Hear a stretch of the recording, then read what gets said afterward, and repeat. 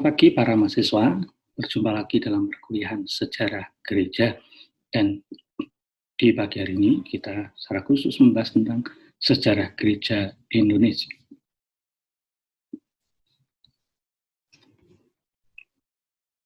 Kita akan melihat perkembangan gereja di Indonesia pada abad ke-19.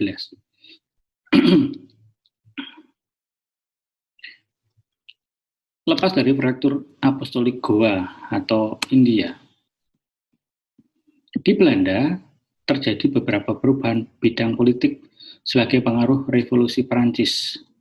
Dalam tahun 1795, Belanda menjadi sebuah republik federasi.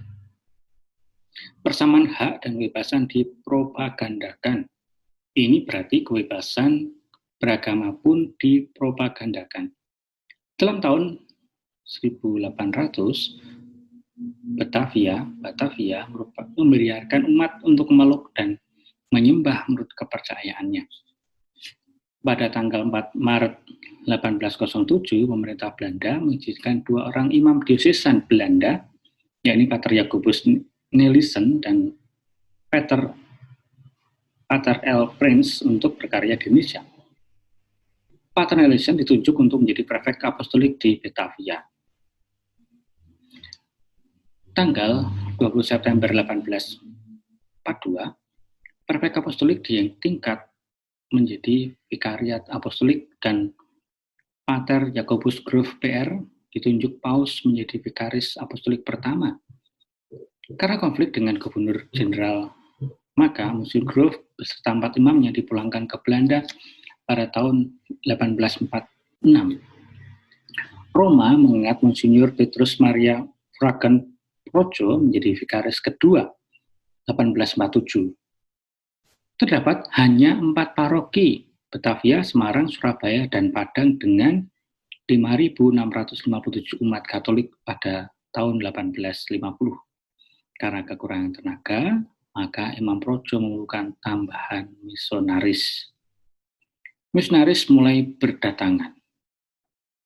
Atas usaha vikaris apostolik Batavia, Monsignor Petrus Maria Franken datanglah Ordo Santa Ursula (OSU) pada tahun 1856 dan membuka sekolah di Jakarta.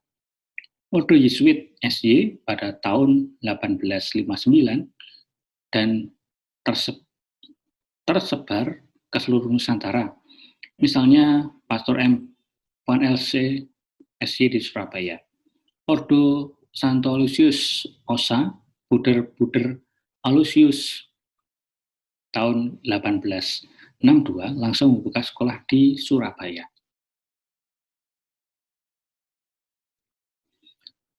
1870, suster Fransiskan mengambil alih rumah yatim piatu di Semarang. 1885, suster Belas Kasih membuka sekolah di Padang.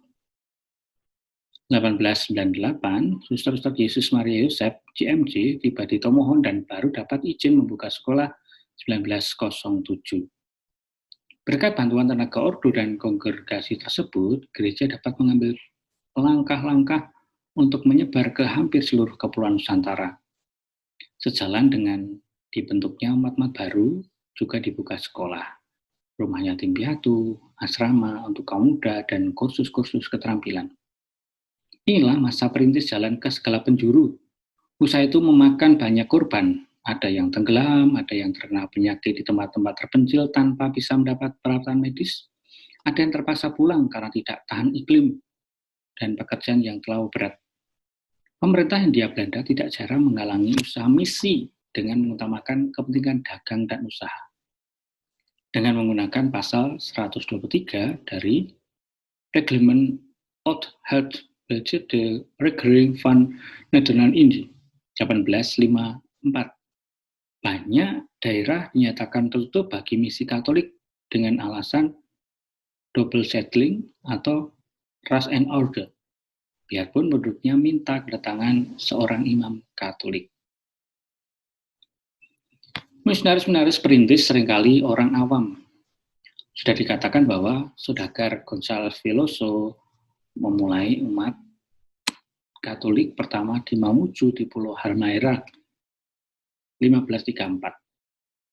Pada abad yang lalu, Dr. Sin Ong Ngi mempertobatkan dan mendidik orang-orang Katolik pertama di luar lingkungan Belanda, yaitu di kalangan Tionghoa di Bangka, 1849. Para awam Minahasa yang menjadi Katolik di Tangsi Ambarawa membuka jalan untuk kedatangan pastor-pastor di Sulawesi Utara, 1868. Para lulusan sekolah guru di Larantuka dan Ngoloan membuka Flores bagian tengah dan barat untuk penginjilan pada permulaan abad itu. Orang-orang Batak pada permulaan tahun 20-an abad ini terus mengirim petisi-petisi kepada pemerintah kolonial supaya para misionaris boleh bergerak di tanah Batak.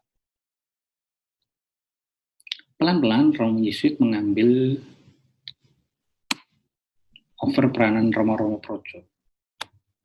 Misi di Flores diserahkan pada Serikat Yesus 1863. Tugas pertama adalah membersihkan orang Katolik di Larantuka dan sekitarnya dari unsur-unsur kepercayaan lama.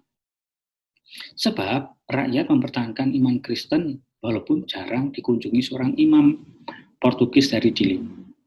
Saran utama penerusan iman adalah konfreria, persaudaraan, Rena Rosari dan tradisi perarakan pada hari Natal dan Pekan Suci walaupun tercampur unsur tahayul. Pengorbanan para misionaris sangat besar, tetapi hasilnya mulai nampak.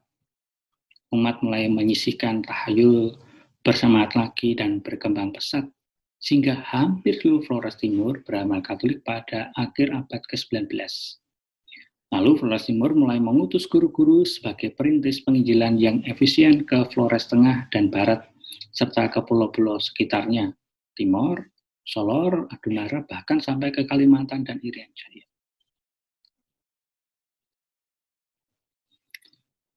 pada 1885, pater-pater Yesuit menetap di Sulawesi dan Kalimantan. 1887, pater-pater Yesuit menetap di Sumatera. 1888, pater-pater Yesuit menetap di Langur, Kepulauan Kei. 1897, Pastor Stivold, SJ menetap di Madiun dan Pastor Van Lith di Muntilan. Keadaan misi tahun 1864, 8 stasi dengan seorang pastor tetap yakni Batavia, Semarang Ambarawa, Yogyakarta, Surabaya, Padang, Sungai Selan, Bangka, serta Larantuka. Umat beriman berjumlah 23.543 orang yang dilayani oleh 12 pastor, 4 bruder, 30 suster, OSU, menurut laporan Monsinyur PM Franken Roma 1866.